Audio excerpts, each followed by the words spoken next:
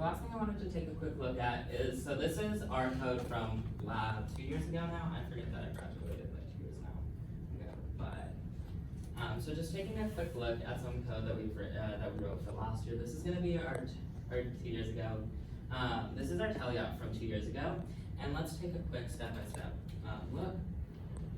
The first thing that you'll notice is that you have the first part of your code in your class, and that's going to be all of our different instance variables that we use throughout our code. And something you'll notice is all of these, and this is something that I wanted to also take a look at. So you see that we have these held options as booleans. And what those do is, what you'll notice is that anytime you're using a controller, you're not going to get one output out of it. If you press a button, what you think is one button press, because of how fast we get signals from these sensors, you're actually giving your code hundreds of different button presses. And this can actually cause a lot of errors if you're trying to create a toggle option. And what we've noticed is in the past, if you don't do a held option, you'll feel that your servo is just like going back and forth because it is actively trying to set it to both positions instantaneously, and it's not giving it time to go to either one.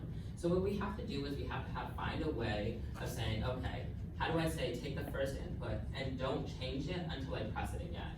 And so that's what this is going to do. So let's take a look at how this process is done. You're going to say that I have some option that's going to be held. Anytime it's pressed, it's going to be true. Anytime it's not pressed, it's going to be false. So then when you go into it, so here is an example of it. So this is also something that we tried working on a couple years ago, and it's supposed to be like knowledge that we were gonna help maintain over the years, but it kind of fell off after we all graduated. But so for when you want to do held, this is gonna be a little clear to see just because it's shorter. You're gonna have your gamepad at 1A is held. So that's gonna be the A button on the first gamepad, and it's gonna start out as false. Once it's pressed, once gamepad A is no longer false, you're gonna say that if it's false, if gamepad A is false, make it true. And then you can say, if its position is 0.1, set it to the other position. If it's at the other position, set it to the first position. And then what this means is that let's take a look at a loop.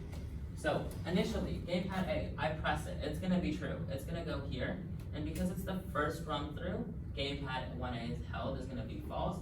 So it's gonna go in here, and then it's gonna set it to true. It's gonna switch its position, then it's gonna go down, finish the code, and it's gonna come back up. Even if it still is pressed, or even if it still has the input, it's gonna go here, and because it was never not held, it's gonna be true now, and it's gonna skip over this code. It means that it's not gonna toggle between positions every single button input it gets. It's gonna actually wait until gamepad 1A is no longer true, which means that your finger is no longer on the button, and it's allowed to be false again. So this is really, really important because it allows your code to only run once, hundreds of true inputs. Does that make sense? Okay.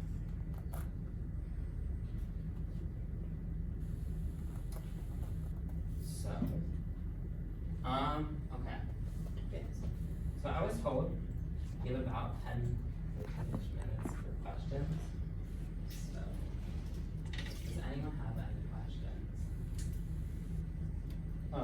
You mentioned smart servos.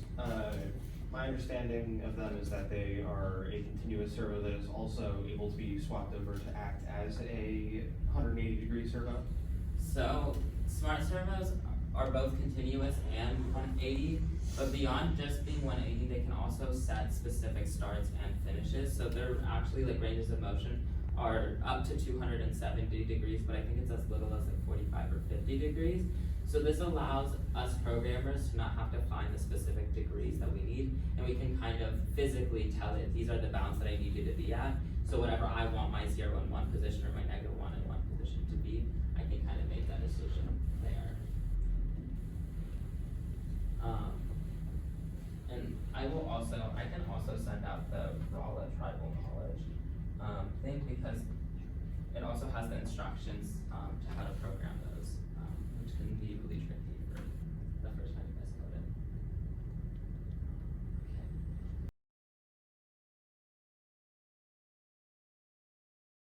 Okay. On a quick discussion of decision matrices. And so what a decision matrix is that during your first period of, once the game is released, you're gonna come up with all these different ideas for your intake, your outtake, your drivetrain, every part of the robot. How am I gonna complete the task that we're given? And so part of the first initial step is deciding what ideas you're gonna toss out immediately and what ideas you wanna take to the prototyping phase. And this is where a decision matrix becomes really helpful. And so the first step for the decision matrix is deciding what ideas you have. So the first thing you'll do is you'll be like, well, my first idea for grabbing a block is a claw. My second idea is, instead of a sideways claw, I want to have a claw that comes down from the top. Your third idea, let's say that we have the flywheels, and those are your 3 ideas. Those are all of the ideas that our team could come up with. We brainstormed for a couple of days, and that's what we have. The next step is that you're gonna have to come up with what attributes you find are important for that year. So for us, generally, you wanna look at efficiency, how complex the design is. Sometimes you'll look at how many blocks it can pick up, or how many of whatever like element it can do. Sometimes you'll wanna say, can it both accomplish the a teleop phase task, and can it also be used for your endgame task, or can it only be used for teleop? All of those different things are going to be included in your design matrix, because it really is about giving you the best quantitative about what things should go into the prototype phase. So for my little example one, I decided what's important to me is efficiency, complexity, and I kept it simple, so just so that we could do the math together. So the first thing you're going to do is, as a team, you're going to have a little conversation about each idea. Whoever comes up with it usually will give a little 30-second, 1-minute spiel about what it is, how it works. And then as a team, we kind of come up with a number of how efficient do we think it is. So let's say with the horizontal claw, the claw that closes like this, you're going to say that I think it's a 3 in efficiency at grabbing blocks. And then for complexity, you say, okay, how complex do I think this idea is?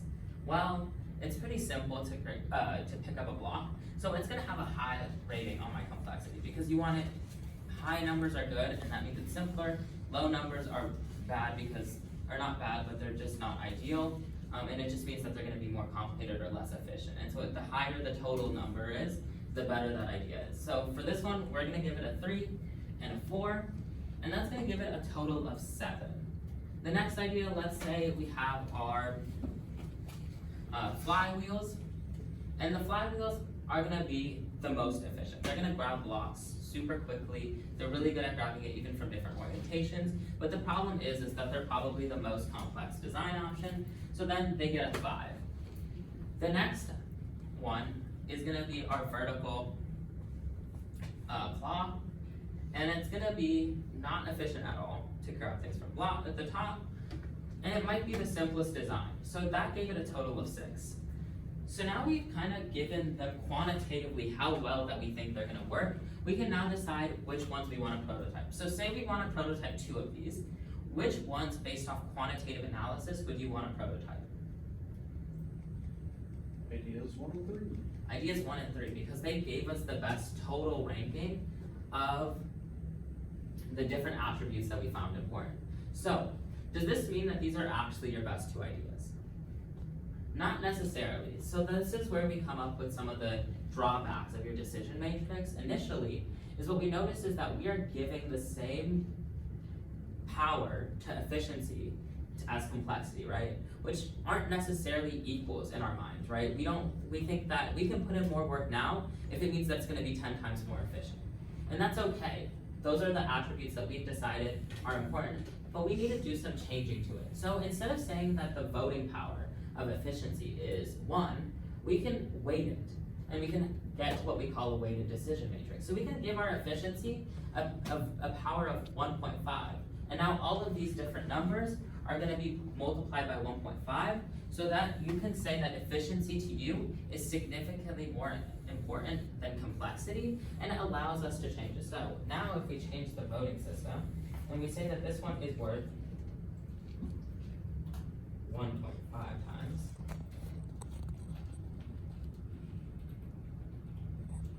what are our new values? So what's 1.5 times 30?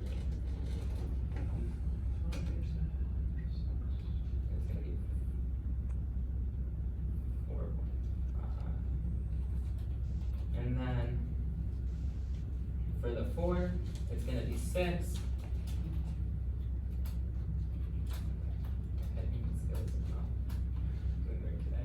And then for this one, it's gonna be 1.5.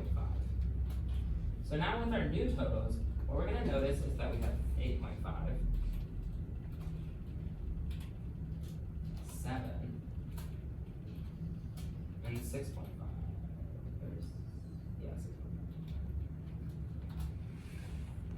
So what we've noticed is that now by changing what attributes are more important to us, now what? Now what ideas are we going to prototype? 1 and 2. So this is a really important thing to talk about when you're talking about decision matrix, is not only do you have to decide the set of attributes that you want to compare them on, but you also have to decide how much you think each one matters in the grand scheme of things. Because complexity might matter when it comes to how fast you can get a prototype done, but it might matter less when it comes to what if you can only pick up 2 blocks in the whole game rather than idea 2, which is significantly more complicated, but let's say you can pick up 8 blocks during the game. So it's a matter of what things are considered but not important, and what things should be considered and are actually really important when it comes to the total season of your robotics game.